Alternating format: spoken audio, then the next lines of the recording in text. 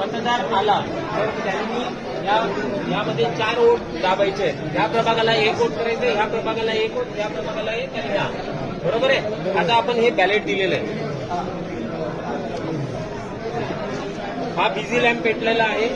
जेव्हा मतदार आतमध्ये जाईल तेव्हा त्याच्या डाव्या बाजूला पहिला हा असेल, पहिला युनिट अ ब.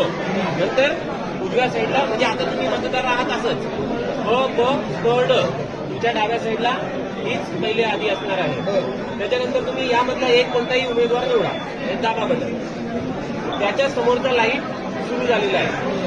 याच्यातला निवडा किंवा कसं सिक्वेन्स अशी घ्या, असं क्रॉस घ्या, चालेल. करून बघा परत एकदा घ्या. आणि ड मधला पहिल्याला निवडलाय करा. अजून कसं करायचं तुम्हाला हे बघा, हा एक आहे. आता जर जेव्हा चौथा हा प्रेस करणार आहे दाबा, त्यावेळेस मशीनमधून आवाज येईल. त्यावेळेस मतदानाची प्रक्रिया पूर्ण झाली, म्हणजे एक मत ह्या मशीनमध्ये पडलेलं आहे.